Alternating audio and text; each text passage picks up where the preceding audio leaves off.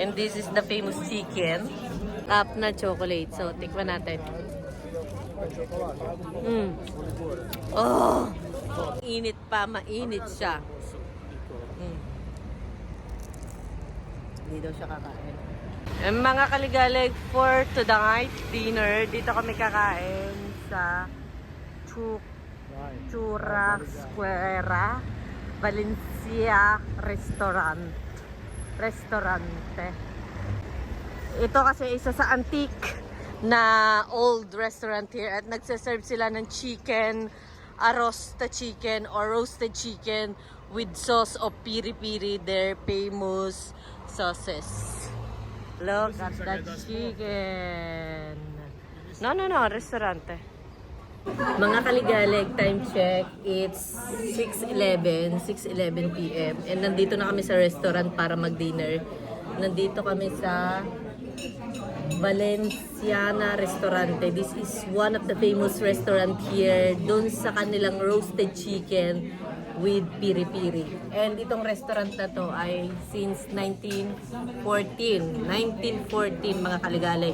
It's been 115 years nang nagsiserve sa mga tao. Tingnan nyo mga kaligalig. Maaga pa yan, alas 6 pa lang ng gabi. Pero po, halos almost mapuno na yung restaurant kasi nga itong restaurant na to ay non-stop at saka talagang dinadayo. Kung pupunta kayo dito ng late, wala na kayong mauupuan.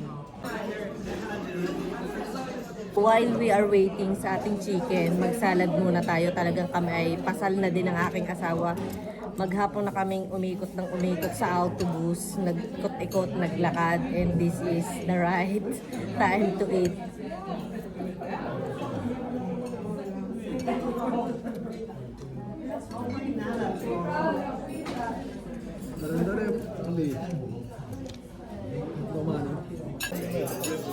Nag-order din ako mga kaligalig ng chicken soup. And tikman natin yung kanilang chicken soup. Ang dami niyang laman, in fairness.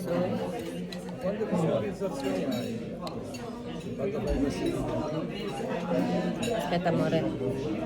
With ano ba to? Chicken soup. Tama-tama sa malamig na panahon. Chicken soup. Meron silang, I don't know, parang pasta na maliliit. Tapos, kaya parang may mga laman-laman. Tapos chicken.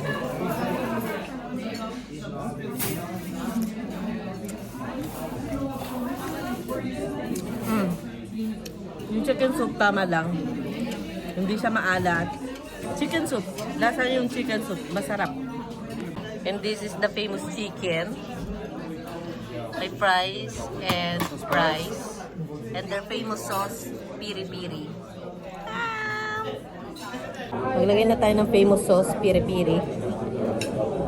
Tikman muna natin kasi nga maanghang yan. Baka hindi ko kayanin.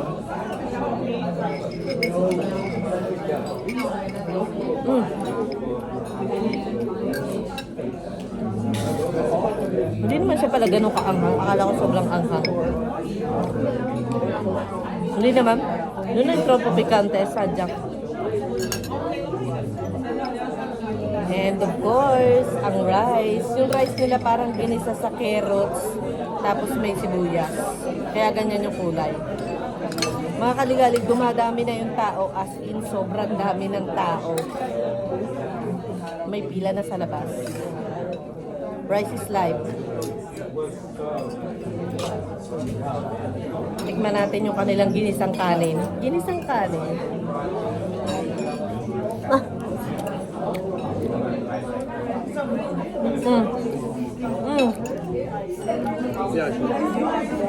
Yung rice nila, medyo hilaw-hilaw pa. Hindi ayos yung luto. Ganon ang padali ng rice.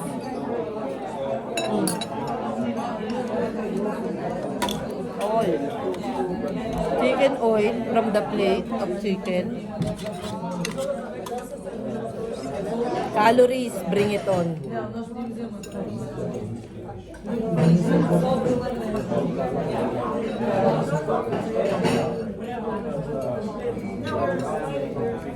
And another sauce of piri-piri.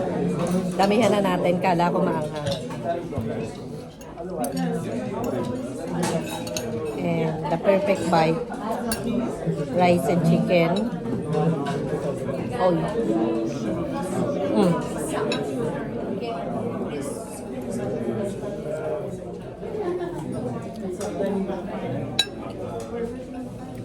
Sarap. So good. Yung croquetas de bacala o yung croqueta ng bacala or codfish, sobrang sarap. Sobrang crunchy outside and look at inside. Napaka-creamy. The best. The best ang mga croquetas dito in fairness. Walang sinabi yung croquetas ng Italiano. Buono yung croquetas ko eh. Mi piace. Katunayan mga kaligalig na masarap. Look at this. Empty lahat. Yung kanin isang gabundok na ubos namin dalawa. Yung soup okay lang. Si Mayor pa. Simot sarap yan. So mga kaligalig, andito kami sa daan pa. Katatapos lang namin mag-dinner ni Mayor. At maglalakad kami pag-uwi para less guilt sa lahat ng kinain namin na dessert at saka yung oily food for tonight.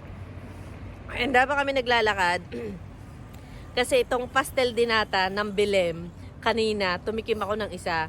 Hindi ko siya na video kasi may kamaretesan akong Pilipino na galing US. So nagkakainan kaming lahat, pati yung asawa niyang Pilipino. Nagmamaritesan kami, so hindi na ako nag-video. And ngayon, ipapakita ko sa inyo at magbibideo ko.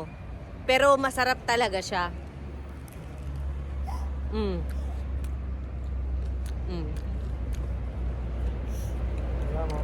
Kapeta. Yung pastel na nata na nakainan ko kahapon, masarap. Matamis. Ito less sweet, pero masarap. Pero kanina, nung kumain ako nung una, as in, ang pagkabili namin, mga kaligalig, ang init pa, mainit siya. Hindi daw siya kakain.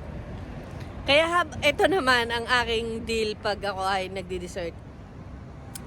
Kami maglalakad, ito ay 30 minutes walk, lalakarin na namin pauwi ni Mayor. Tinitira ko na to, sabi ni Mayor, sa hotel na kakainin. Sabi ko, amin na yung pastel dinata ko kasi titirahin ko na para mababurn ko pa o hindi magpa-fluctuate ang sugar ko ng pack na pa. Kasi nga, maglalakad ako after kumain. O habang kumakain ito, maglalakad ako. Yeah. So, itong pastel dinata ng Bilem, hindi siya ganun ka-sweet. Masarap siya. Tapos parang, crunchy pa rin, in fairness naman. Naglalas daw to ng hanggang 3 days.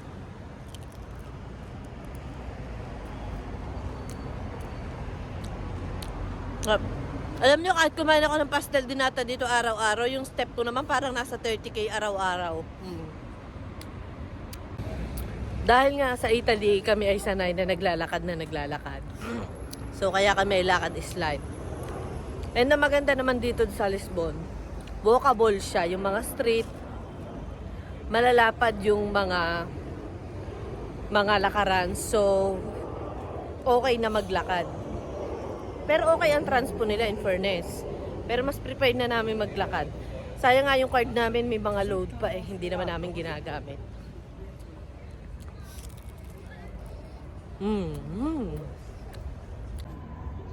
At yan mga kaligalig, ayan yung piazza. Nakalimutan ko na yung anong pangalan.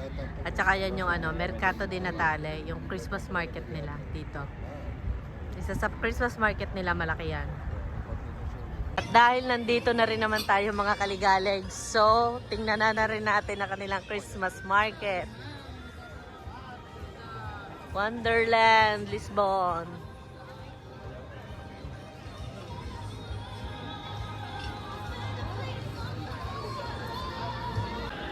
Sayang mga kaligalig at kami busog na. Marami pang malalapang din Yeah, curious daw si Mayor. Alive na alive, in fairness. I like it.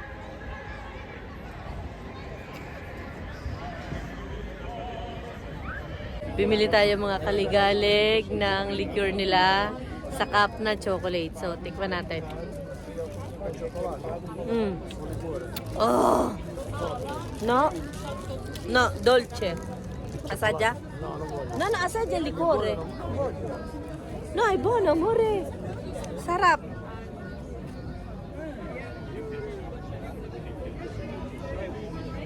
Eu falei, mostra aí o balançado, você não mandou foto, porque deu na hora pra não fazer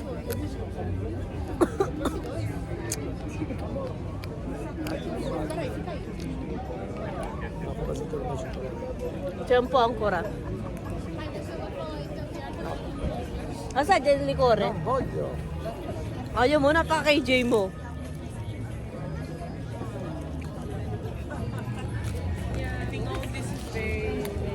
Ang sarap! The best.